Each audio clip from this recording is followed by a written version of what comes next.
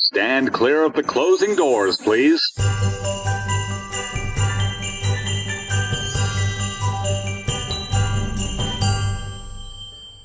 Hi, and welcome to the Christmas Time in the City podcast. I am your host, Chris. And I'm also your host, Chris. Before we get started, be sure to follow us on social media.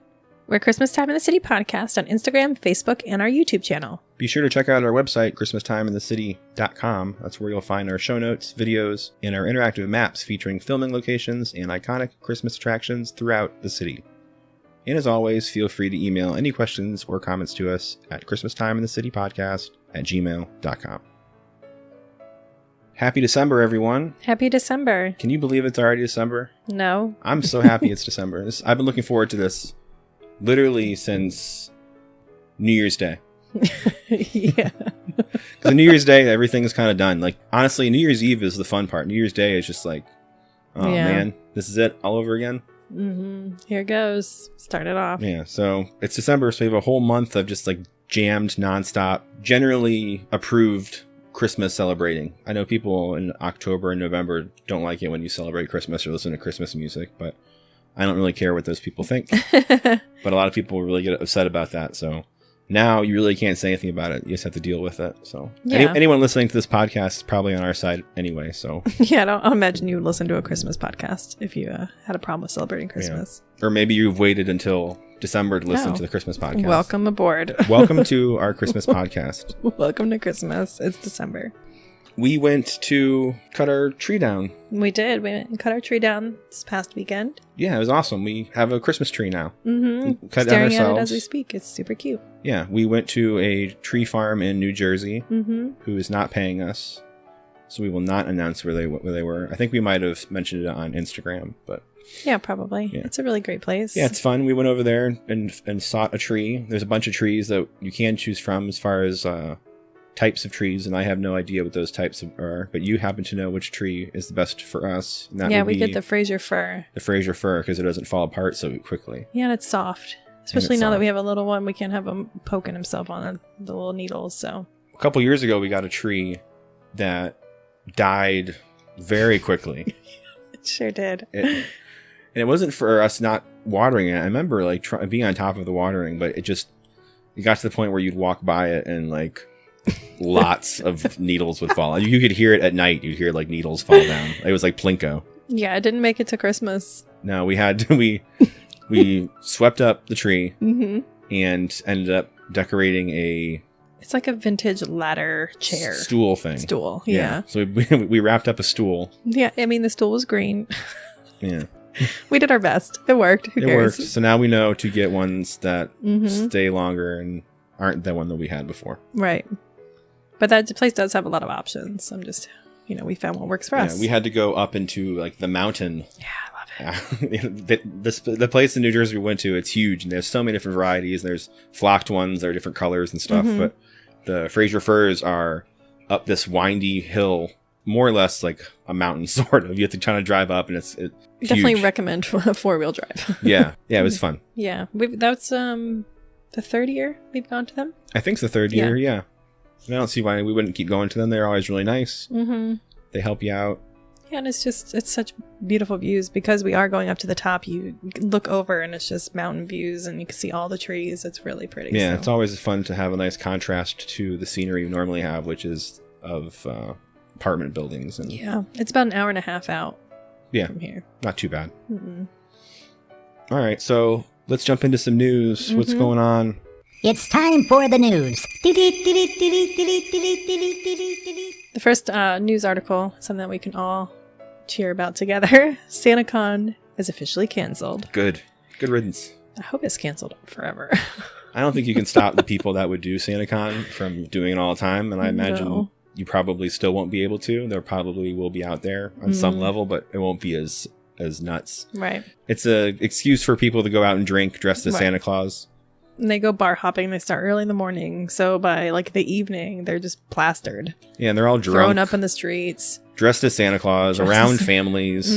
So just generally, it's not a great look for Santa Claus. Not a great look for New York City. So no, Santa's fighting on the streets. Yeah. A lot of bars actually won't let you in on the night of SantaCon if you're dressed as Santa Claus. Yeah, I'm okay with that. Yeah.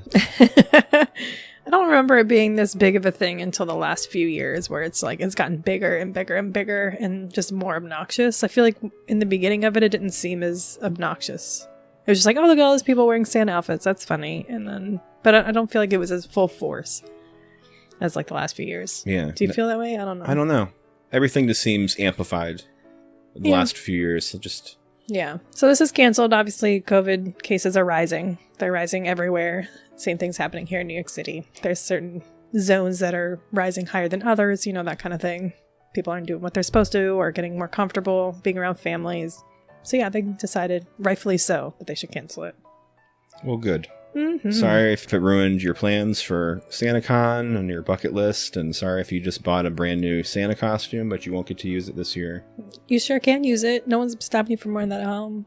That's a good or point. To the store. And they are pretty warm. Grocery shopping. I had one in the past, and I need to actually start looking for one in the near future. Yeah. But yeah, they're pretty warm, which is why Santa wears them, because it's just very woolly. Gotta stay warm at the North Pole.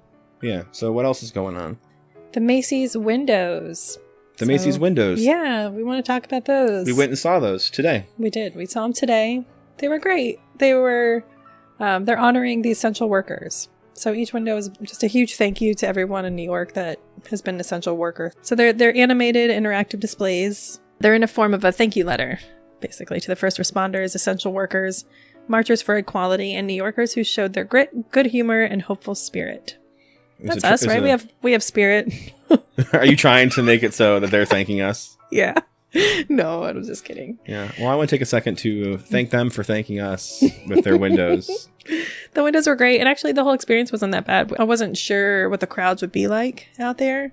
I don't know if you follow us on Instagram. Chris did kind of a walkthrough of things. Yeah, there's an Instagram. It's on Instagram Live. Like the It'll video. be up there, and the video will be there. But yeah, I mean, it wasn't bad at all. We walked up to each window, and were able to stand there, take pictures, and it wasn't a big problem.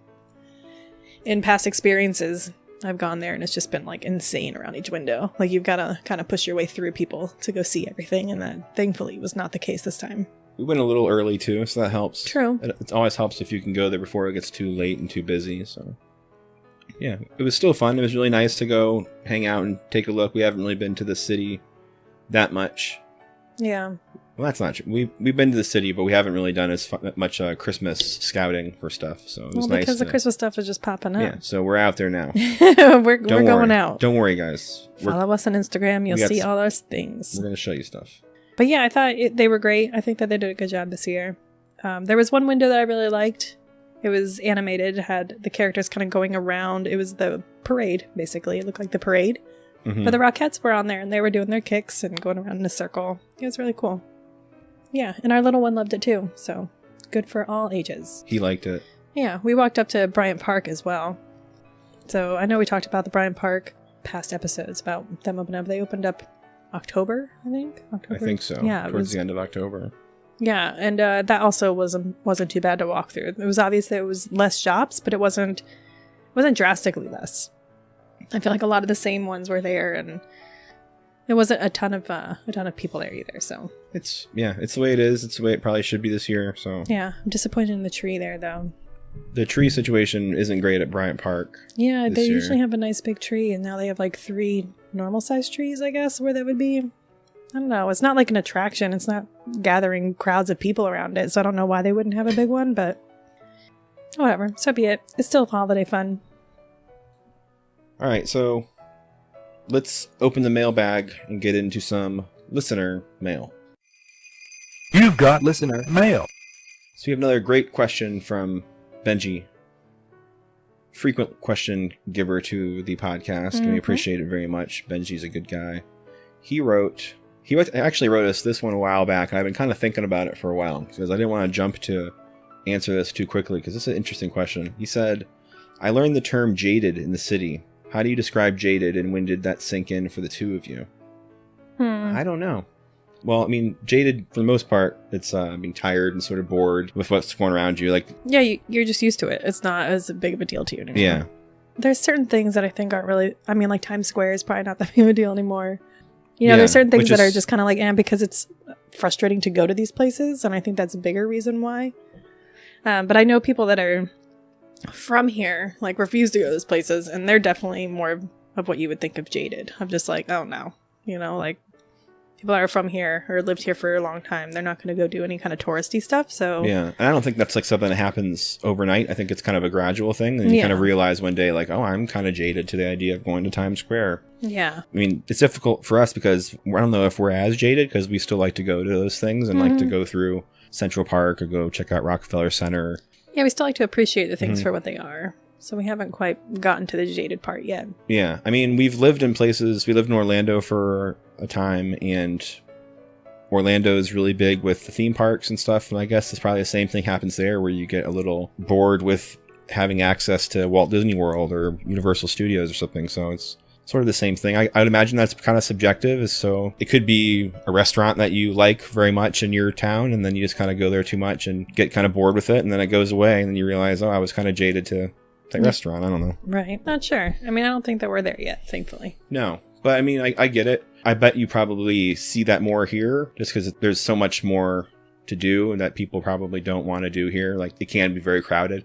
It's very much like Disney World now, but it's, right. there's no admission, so you can pretty much go into Manhattan and have like, sort of like that experience where people that live here may not want to do that kind of stuff anymore. So yeah, I mean, I still, when we drive in certain areas and we can see the skyline, or even we were in Manhattan today and you can see the Brooklyn skyline, you know, it's so beautiful. And I don't know, every time I see it, I'm just like, you know, this is where we live. It's amazing. And it is really cool. I don't think I'm jaded yet, because I can still have those moments of thankfulness when I look at it. We were walking around today, and there were a couple moments when you just kind of looked up and you realize like how like you're dwarfed by all these huge buildings, and just like, it's not necessarily overwhelming, but you don't look up as much and see like exactly how crazy and beautiful it is. And it's not a landscape or it's not a mountain scene, but it's something that people also can admire. Yeah. I mean, it's architecture, you know, people have really put a lot of thought into these things. Yeah. And it's New York City that has its own life, so to be able to kind of see that's really fun. So yeah, I'm not sure if we're jaded. Yeah, we might be, probably sometimes. Yeah, but I mean, it is what it is. Yeah, I think for the most part, we're still going strong.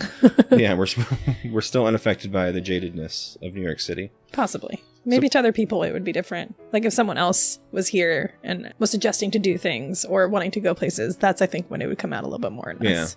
Yeah. Good question, Benji. Thanks for the question, Benji. Before we wrap it up today, I want to let you guys know we have some things special for the rest of December that we're going to call Christmas Rhyme in the City. I came up with that myself. Never one to pass up a pun. Mm-hmm. That's where we'll focus on poems and literature about the holidays from the perspective of real New Yorkers. Yeah. Langston Hughes, some other poets. And I've actually talked to someone about contributing, and he's written a poem and recorded it for us to play. So we have a lot of that happening. We'll have probably 4 episodes of that. And then we'll also have a bunch of episodes of us talking about what's going on in the news. Mm-hmm. So be sure to stick around, because we may be your only option to hear about Christmas this year. Christmas in New York City, in New York City. There's plenty of other podcasts for Christmas, thankfully. That's such a good point. Yeah, we're not the only ones. Don't rely on us for everything. Speaking of, there'll be a couple promos in this podcast that you can listen to of some of our podcast friends. So take a listen to those podcasts as well. But that looks like it's it for this episode. This episode was recorded in our apartment in the Big Apple, New York City. If you like this podcast, do us a favor, take a minute to rate it and write a review. Contact us and let us know you did, and we'll send you a ton of stickers.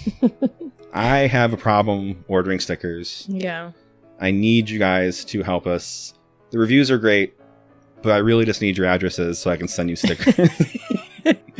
Hey, I like you guys. Yeah, let me send Here's you my some address. Stickers. Yeah, so do that, and we'll send you some stickers. Yeah, please take some of these off our hands, so he can order another one. I've got another idea. Of course I'm saving it.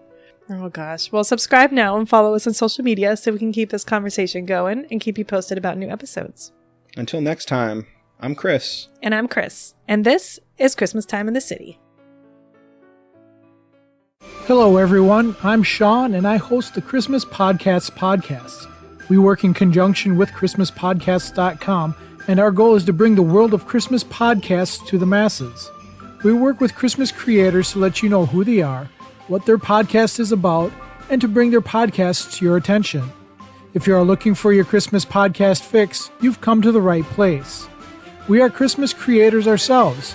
We have been making merry online since 1991 over at mymerrychristmas.com. We don't do this to toot our own horn, though. ChristmasPodcasts.com, like most of what we do, is completely fan-driven. It was born of an idea that the world of Christmas online needed a resource like this. Instead of building it into our own website, we just provide the technical support needed for the Christmas community to make it happen. Christmas Podcast is all about you, the fans of Christmas and podcasts. Are you tired of not being able to fit your 8-hour VHS tape full of holiday specials into your car stereo?